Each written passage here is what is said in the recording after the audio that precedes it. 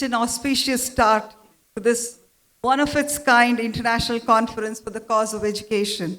I'd like to express my deep gratitude to our benevolent visionary chairman, Sir Shri M. Kumaria, Director Pallavi ma'am, Mr. Yashasvi Malka, Chief Operating Officer, and thank you, Dr. T. Sudha ma'am, for conceptualizing and making this event a reality. It's indeed my proud honor and privilege to accord a warm welcome and to introduce our esteemed guest for today, Madam Namita Pradhan, IAS. We're also honored to have Mr. Girish Pradhan gracing the occasion. Thank you so much, sir, for being here with us today. Madam Namita Pradhan, IAS, she's completed her Masters in History from Lady Shri Ram College, New Delhi. Ma'am joined the IAS in 1977, worked for 20 years in various capacities at district, state, and central level, became an international civil servant in 1997, and joined the World Health Organization, Geneva. She retired as Assistant Director, Geneva. Ma'am is now the Treasurer of DPS Society and Chairperson of the Managing Committee of Delhi Public Schools, Nacharam, Mahendrails, and Nadargul. We profusely thank you, ma'am, for accepting our invite and in spite of your busy schedule and for being here today. I now invite Madam Namita Pradhan to deliver the keynote address on the theme of Hyderabad Today Conference, International Conference, NEP Vision to Action. Please, ma'am. Words. Mr. Komaraya, the chairman of these two groups, thank you for inviting me. Other dignitaries present here today, ladies and gentlemen. Of course, the school children gave such wonderful performance. I hope they are here listening to this new education policy and how it's going to impact them as they continue their education. Let me start by saying I'm not really an expert. There are many more of you present in this audience, including my colleague from Delhi in the CBSE, who knows so much more about what went into formulating the national education policy and why this new national education policy is such a big change from our existing education policy. So, you know, when I look back, because I've sort of straddled these two sectors of health and education, and the two are pretty linked. For any society to develop its full potential, you need basic health for everybody, you need basic literacy for everybody. And these two really go hand in hand, so I find them a very complementary thing together. So while in health we talk for health for all, in education we talk for health, education for all, right? That is what RT is all about. But just as a backdrop, to take you back, our country seems to have seen it all. Starting from the ancient times, of the times when we had excellence at Nalanda, and we had the Vedic way of education, where in some sense, India was indeed a leader in education.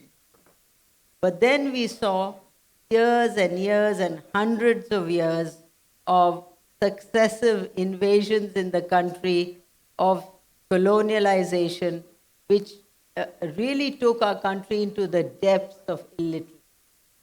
We lost that advantage in the hundreds of years that followed that period. And then to emerge from that in 1947 after independence, and to start in a way literally from scratch, still struggling to find ourselves. What do we do? What language should we study? We are all speaking different languages. Even today, the languages that are captured in our constitution don't really do justice to the languages that actually exist in our country. We know that every few hundred miles, the language actually changes. So mother tongue is so different in our country that the diversity is mind-boggling, absolutely. But despite all that, we've struggled and we have tried to make some kind of a sense of how do we come together and take this country forward. And I think we haven't done a bad job. I mean, the progress that we've made in a lot of things is quite extraordinary. For example, and I think my colleague from BSc will bear me out, I think we have about um, 5 crore children in primary education today, and we have 8 crore children in the 0 to 3 age. Look at the magnitude of the problems that we face. It's when you think pan-India, then it's quite daunting. And it has to be broken up then state-wise, district-wise, village-wise almost, and then look at education. So what I was told is that we had over 15 lakh schools, 993 universities, 39,931 colleges, over 10,700 standalone higher education institutions in the country. There are 89 lakh teachers in schools, and the gross enrollment rates have surged. And I think in 2016 and 17, that's the last time we did a survey. I don't know if there is a newer survey after that. The elementary education had risen sharply to 93%.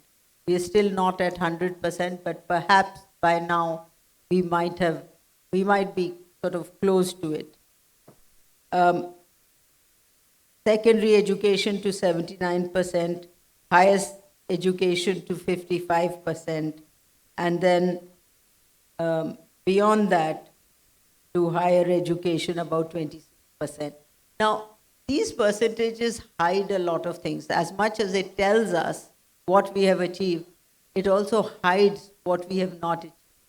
And what it hides is the wide disparity of the kind of education that is imparted in India. So I'm very proud of the schools that our society runs. Extremely good standard of education. I think I can confidently say that our children can compete anywhere in the world and they will really stand in good stead. But I can't say that from many schools in it. So, and this in a way reflects what our society is. We have these huge disparities, whether it is health, whether it is education, whether it is income levels, whether it is, just any element of society. We have wide disparities in our country.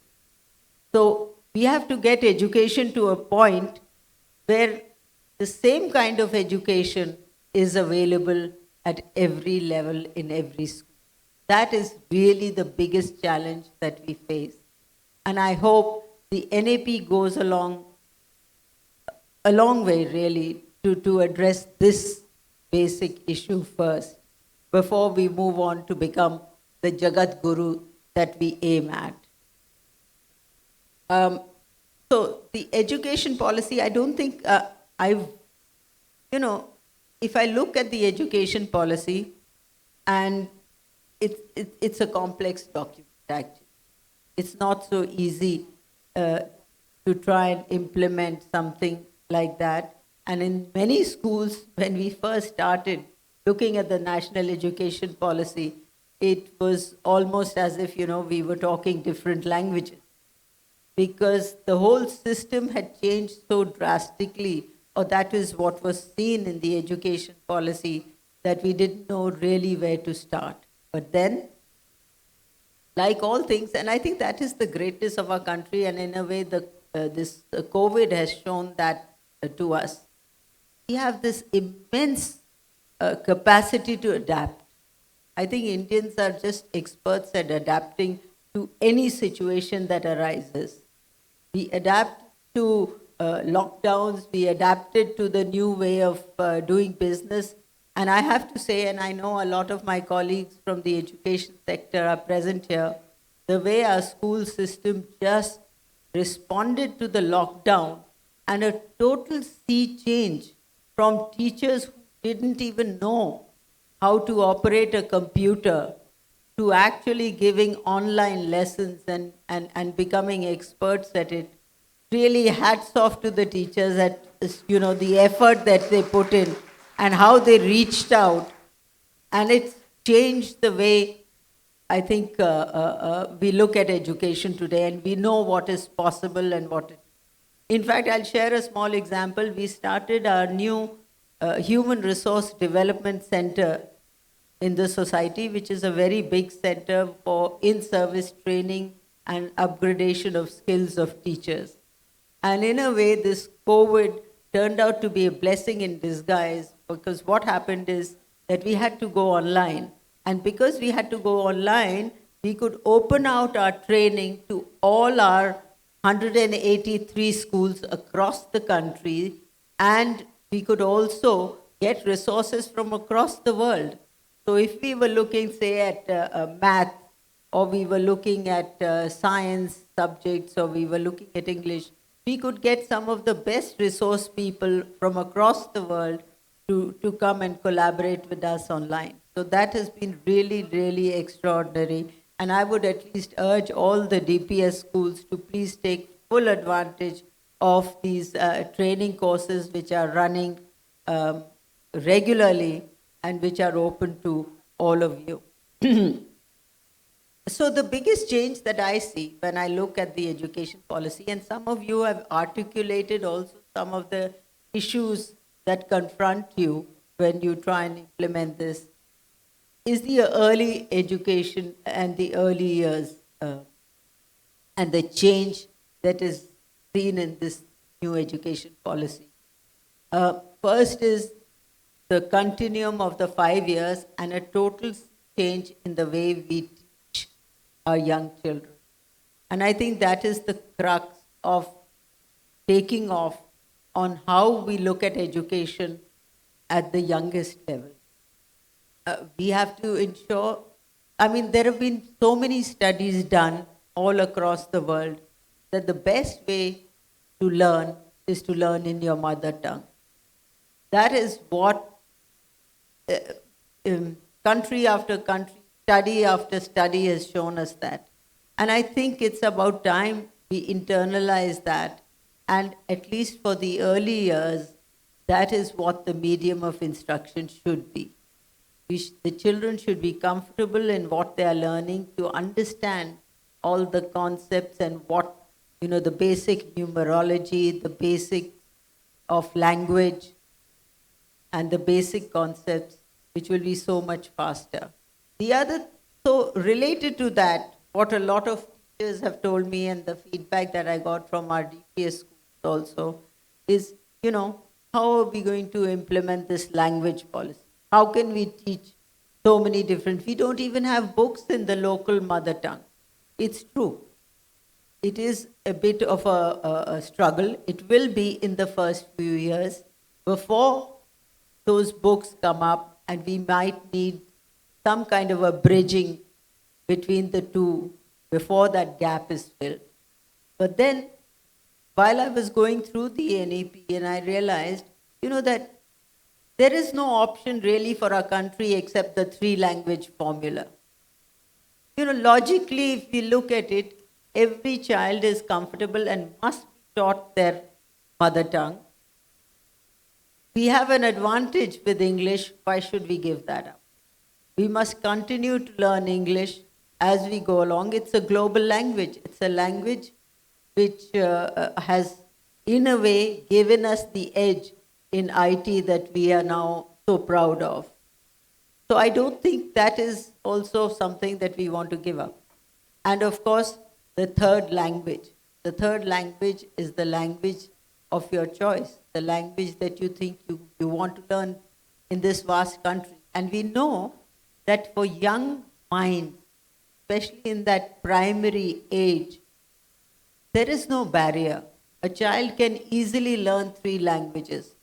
There are children who happily and gladly learn 3 languages. Very often, and again, for the 3 language, I would say, very often the mother tongue may not be the language of the state that you are studying in. So automatically you will end up with the 3 languages that you will learn. And therefore, some kind of, we will have to adapt indeed.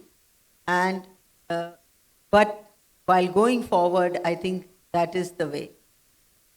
Then the other issue, I suppose, is going to come once we reform our examination system. Because it's not easy to change with the current examination system, where in a way that learning by rote is important. That is what we are testing, you know. The current examination system only tests how much you retain in your mind, and you reproduce that and you get the result. Of course, CBSE is making efforts and making changes gradually as it goes along, but that change is going to then hugely trigger the change in the way we educate our children, which is making them more analytical, making them more objective, making them question, and making them not just learn by rote. It's not about how much you can memorize, but it is about how much you can analyze, how much you can discuss and talk about that subject and know about that subject and research on that subject. These are things, I suppose, that will be the bedrock of the new education policy.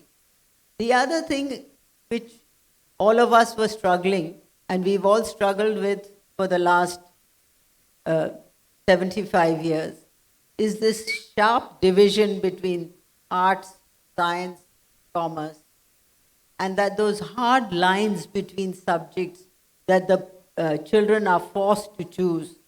I think it is so unfair. It closes doors so early in life.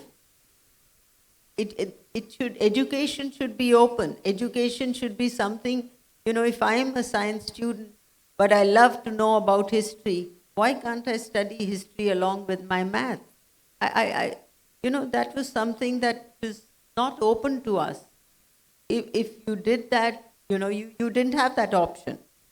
And I think that is the other big departure that this new education policy will make. And I urge all schools to move along that. And again, I suppose that is also related to the examination system finally, because if the exam is only on your subject the way it is now, then it is very difficult. But that will happen, and I'm sure my colleague from CBSE will enlighten us a little more.